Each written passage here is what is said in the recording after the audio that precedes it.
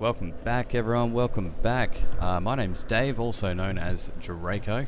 You guys knew that. Thanks very much for tuning in to part 3 of my Dark Souls 2 playthrough.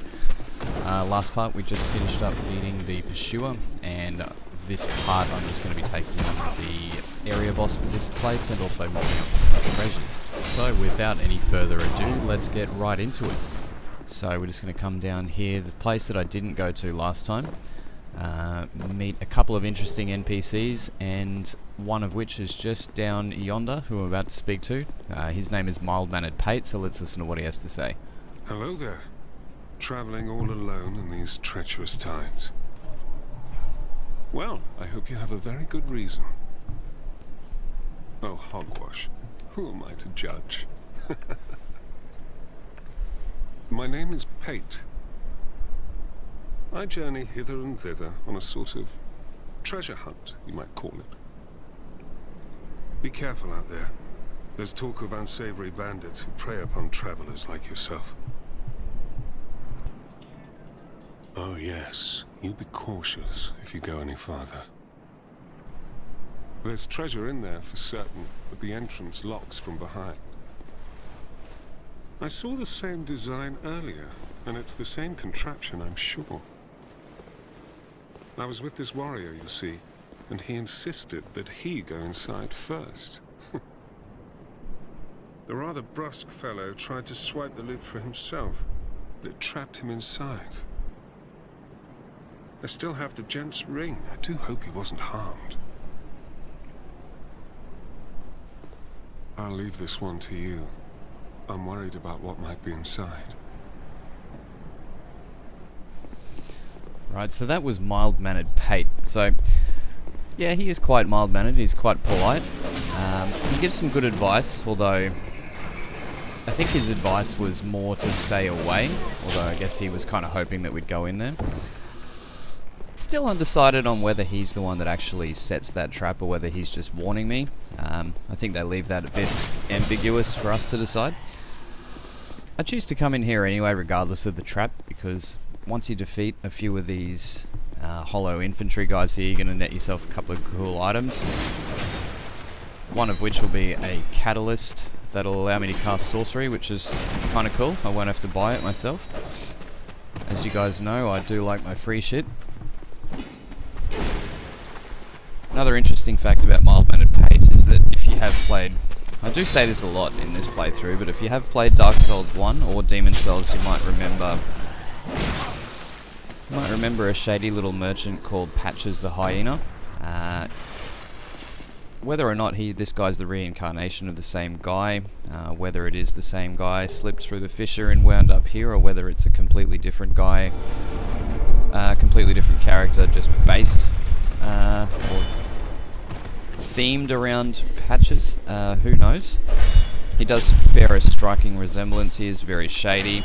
He does set up traps after you run away as well. Although in Dark Souls 2 I kind of like good old Mild-Mannered Pate.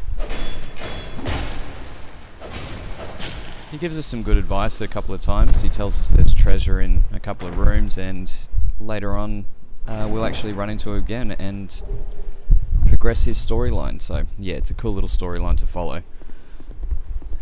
So what I've done is I've gone and got that secret item that's in there. Just remember for your playthrough, the little switch to open that is at the base of the staircase there. But really, that's all that we need to do. He's the last hollow infantry we needed to kill there, and I have done that, so I can now report back to Pate and progress his dialogue a little further. As you can see, if you can try and make a jump across there, but I don't think it's possible. You'll need to take a ladder around the other side of this wall, or this dividing wall, and that'll allow us to get that item up there. You managed to escape. I hope that brave warrior didn't come a cropper either.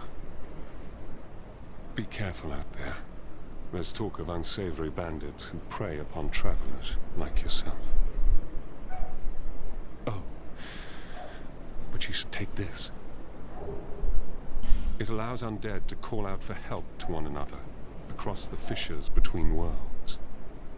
With luck, somebody will lend you a hand. Alright, so as is true with mild-mannered Pate, he's a man of his word. He gave me a nice little item there, the White Sign Soapstone, which allows me to summon other people, and spoiler alert, it'll allow me to summon that very NPC, mild-mannered Pate, in the upcoming boss fight. Today I will be taking on the boss of the area, the Last Giant. A couple of speculations about the Last Giant as well.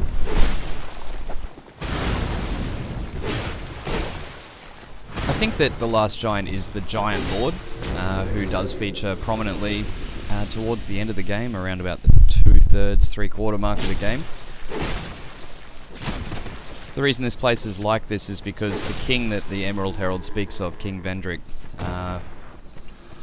whether or not he invited these guys over with his actions, or whether it was just a consequence, I'm not too sure, but he went across the sea and angered a bunch of giants. They came over to Drangleic and waged war against his empire to take back an item that he stole. What you can see here with, you know, the crumbling castle and hollow infantry everywhere is that they were completely and utterly obliterated by the giants. And the Last Giant should be, or 99% sure that he is the Giant Lord. Any throwing weapons you have here will make this part a little bit easier, as there's a bit of an ambush here. You'll see me failing with the throwing knives there, but we can jump down here and take him out. There's also another hollow infantry with a halberd or a sword, I believe, to the right. There he is, he's got the straight sword. Net ourselves another item to the right there, and a rarity. The hollow infantry actually can parry you. It's pretty rare that they will attempt it, and more often than not they won't follow up and do a riposte or a critical attack on you, so there's not much to worry about there. It's cool to see them do that though. Right, so there's your obligatory once per playthrough mail breaker that no one will ever use. The mail breaker really is just, it's almost like a letter envelope opener really. It's just a small dagger with not much attack power that people, I don't know how many people actually use the mail breaker. I can't imagine it's going to be too many. Most people just use the mail breaker as a guide to how many playthroughs they've completed. Alright, so I'm back from my toilet break, if you noticed a gap in the video there. Come back and I forgot that my fire longsword was low on durability, so I've actually broken that. Go ahead and replace it with the Hate Knight sword, which is not a bad trade-off. You can climb up this sword that's sticking out of the wall here and grab yourself a halberd, I believe it is. There is an ambush that will occur once you run up there. Obviously there's a guy at the very top who'll come after you with a spear, but there's also a guy just above me on a little ledge up there who'll jump down to make it a pincer attack. What they weren't counting on is that I would have a ranged option at this point, and I've got the crossbow, sorry. Now I did think that was death right there. I was very lucky to land back onto the wall, so strike that one up for the good guys.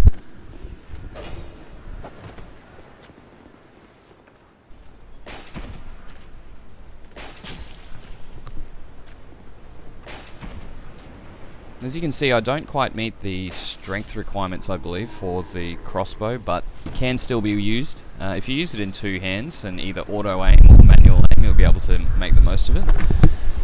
Even if you use it in one hand, the damage penalty, if you don't meet the strength requirements, not all that great anyway, so it'll probably take you 3 or 4 arrows to kill them, even if you did meet the requirements. But as you can see, I'm just having a look over there, and you can see Majula from here, which is really cool. And another thing is, you'll notice there's a statue over there with no head, and also the head of the statue is up the top. That plays out in an event later on in the game where you actually travel to the past, which is really, really cool. To place yourself amongst the memories of the giants, so when the war was actually raging. A little bit of foreshadowing there on FromSoft's part. Something I think is really, really cool with this though.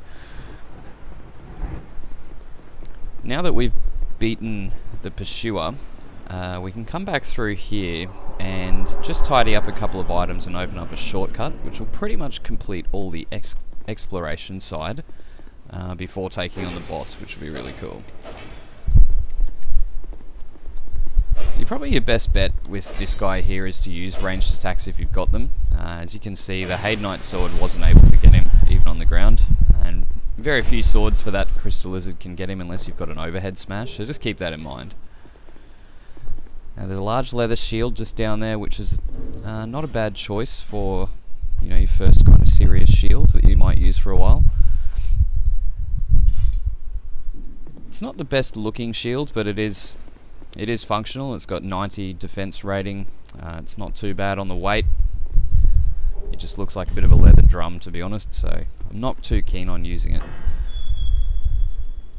Alright, so there is your shortcut back up to the bonfire, and this pressure plate here, if you take it, will go down to the boss, who I'm just about to take on now.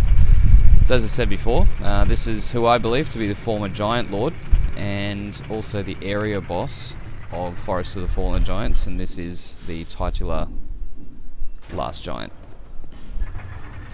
I'm just going to check my equipment once over. I do have the club. I was considering using the club just because of the blunt damage that it does.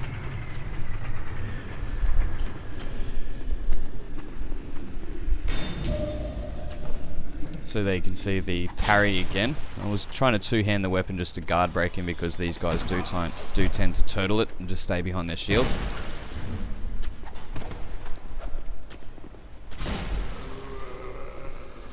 So you'll see a locked door here as well. Even when you defeat the Last Giant, you still can't open that door, so don't pay too much attention to that. So the only summon sign you'll want to worry about here, unless you're really struggling, is Mild-Mannered Pate. You can try and summon some real-life human phantoms, but it's probably not necessary. It'll just make the fight a little bit harder for you. I have found that if you equip your weapon and coat it in magic, sticky white stuff, or white pine resin, I believe it is, it actually does a lot more damage to him, but I'll say no more. This is the Last Giant.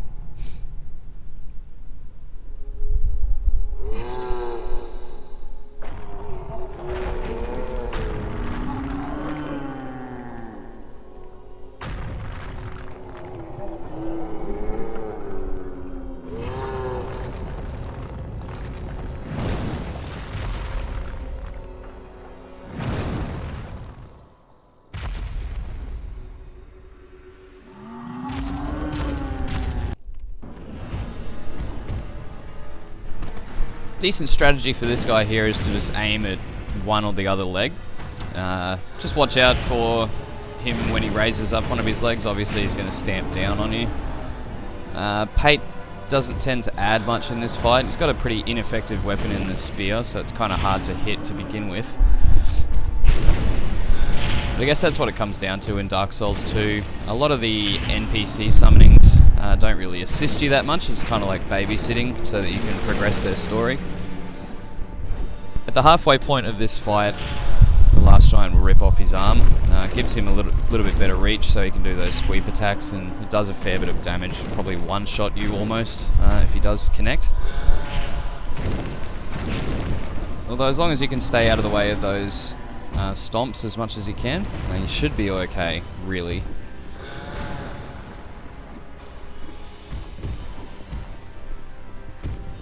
So I'm kind of hanging back, seeing if Pate will actually even do any damage. He's taken his first swing there, and that should have just about do it. There it is. Alright, so that's our first proper boss, the Last Giant. That's the area boss completed. We've got the Soldier's Key, which is cool, and the Soul of the Last Giant, which I'll be able to use for some weapons later on. I just want to take a look around this little boss room. It's quite an interesting room. You'll see a hole in the ceiling. Looks like where he's either been smashed down to, because I believe the Giant Lord, we face him above here later on. So he's either been smashed down or fallen down or come down here somehow, but it's an interesting little room there. It's got plenty of room for you to move around in. It's the first boss of the game, really. For most people, it's going to be the first boss, so it shouldn't pose too much difficulty.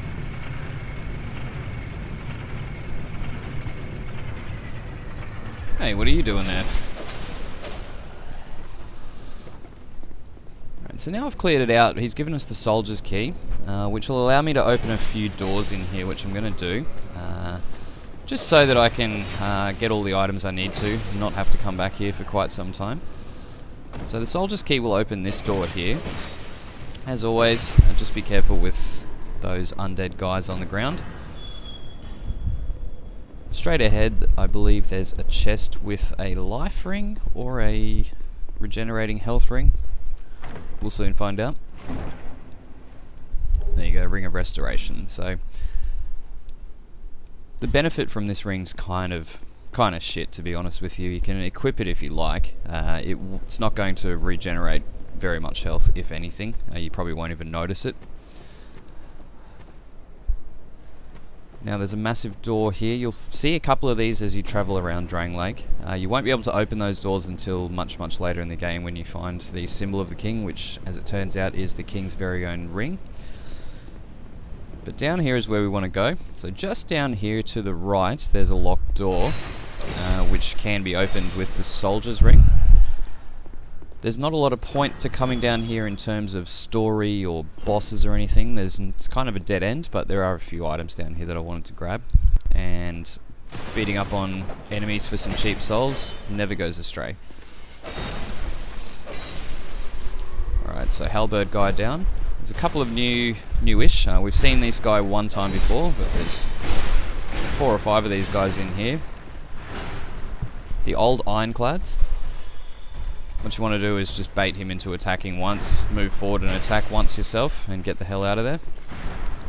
He can connect 2 or 3 times with those swings and really damage you, so take extra caution to only fight one of them at a time if you can as well. You can see I caught that guy slipping there. He just gave up his back. Another nice throwing weapon, the black fire bombs, available down here too if you need one of those.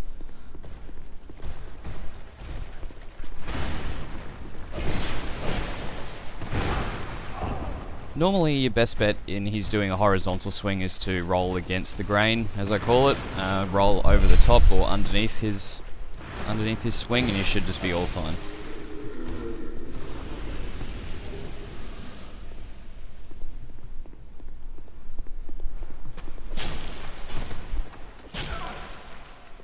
I hate these spear guys. It's so quick to get that shield up as well, it's so annoying.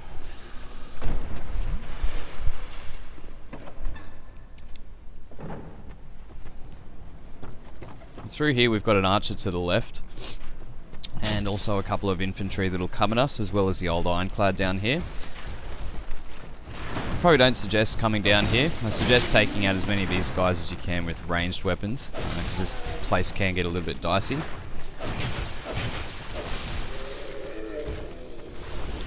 So just try and take out as many of these Ironclads as you can. You'll see I've already been beset by 2 of them.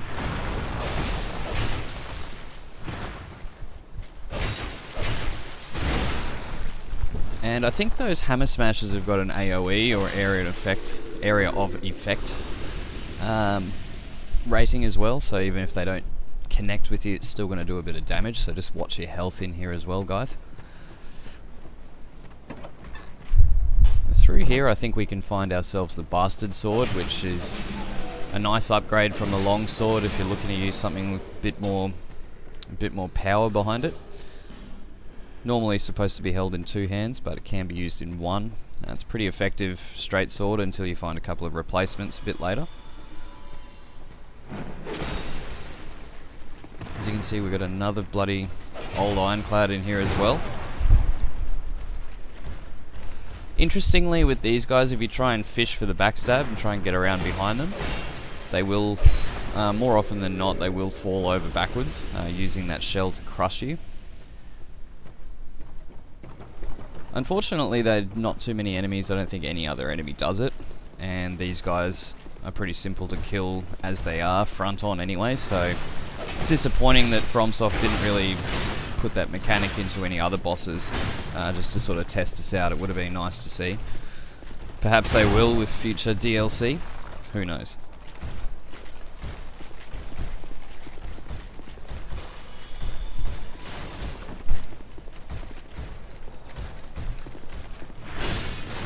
I'm trying to keep this ironclad over this side of the roof so that he doesn't get aggroed over to me.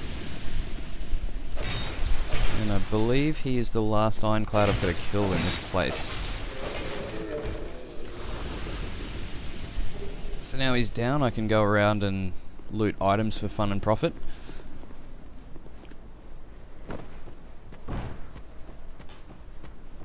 Thankfully there is a bonfire in here, so you can just walk back to Majula, which I plan to do.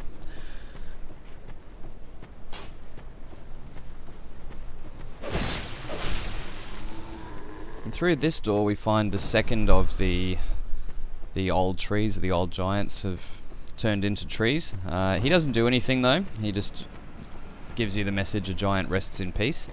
You can pick up an item from them later in the game, which will have some ramifications for PvP. And in here you can get a nice little light armor set called the leather armor, which also includes a fairly fashionable hat. So you can see the leather armor is not too bad. Believe it or not, the leather gloves do have pretty good defense ratings.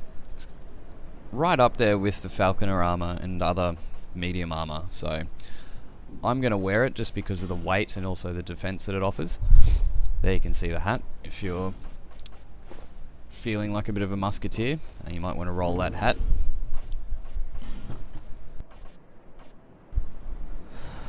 So there you can see the bastard sword. It does require 20 strength, which is fairly high. You're probably going to be a strength build character anyway, to be taking 20 strength at this point in the game. So there we are, there's our bonfire for Soldier's Rest. We can come back here to grab that seed of the Tree of Giants from the dead giant there.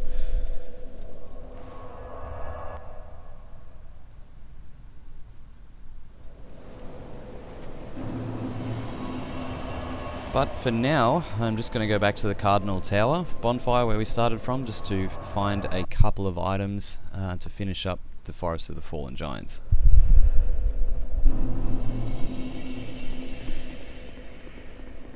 So another soldier key door is up here.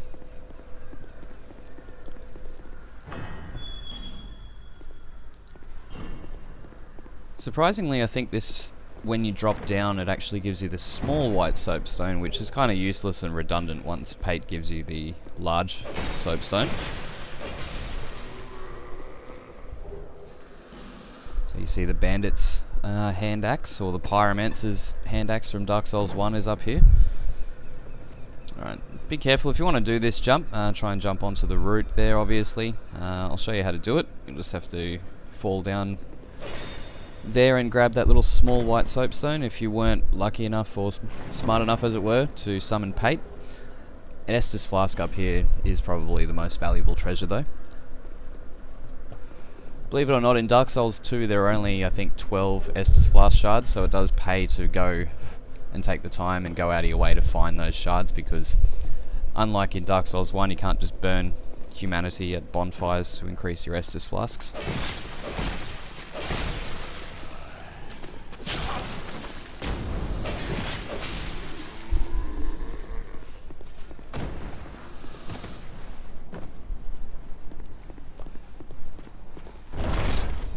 Coming back down here, you'll want to run in there ever so slightly just to trigger the ambush so that it kills. They'll shoot their arrows at their friend.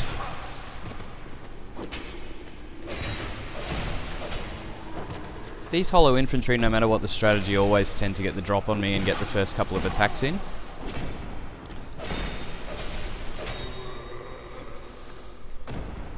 But, you know, quite obviously the old saying in Dark Souls, walk in with your shield up, applies here.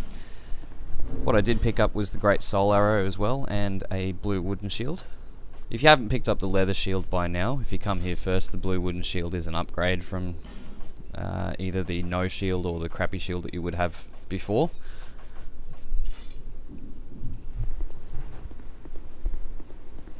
But what we did come here for was this second floor here, which nets us 4 or 5 really decent items. So in here there'll be a trap. You're probably lucky if you get the poison trap. You can get a crossbow trap in there, which at this level of the game can make things quite difficult. So this was the Pharos Lockstone that I purchased from Melentia before. It is possible to get a Lockstone if you rescue Kale. You go and kill the skeleton in the mansion and grab the Lockstone from the mansion. As you'll see, I've just picked up a Titanite slab, which is the highest level of upgrading material you can get. It's quite early in the game that you pick this one up. And a really cool ring, the Chloranthy ring, which I'll be putting on. That will regenerate my stamina a little bit quicker as well.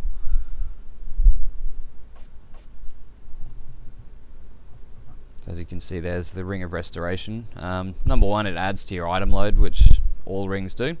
Number 2, it doesn't really do anything, so I really don't suggest equipping that whatsoever.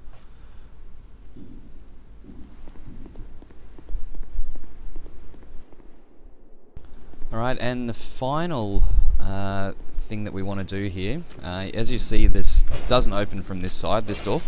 What you'll need to do is hit the door and just wait a minute. Knock knock. Alright, so you've got 2 or 3 guys that'll come out of here as well. Not very helpful is the fact that 2 of them are the halberd guys who just have insane reach. And at this point of the game they can make short work of me, so need to be very careful. They've all got three hit combos that they will use. Just wait for the 3rd hit and then move into attack as normal.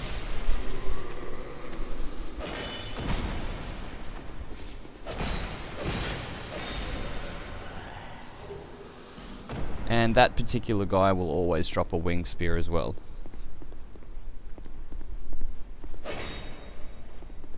You might be wondering why I'm hitting all these chests. There are certain enemies in this game that disguise themselves as chests called mimics. Even though I pretty much know where all the mimic chests are, it's still a bit of OCD where I have to go and hit every chest just to make sure they're not pulling anything funny and I get eaten by a chest. So yeah, that's how that is.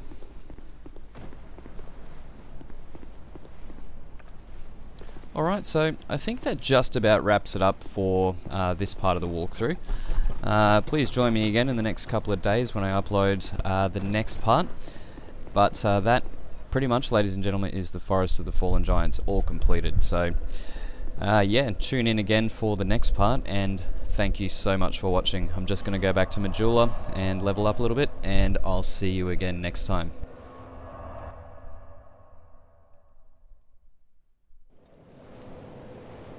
Thanks so much for watching, guys. This is Draco. Peace out.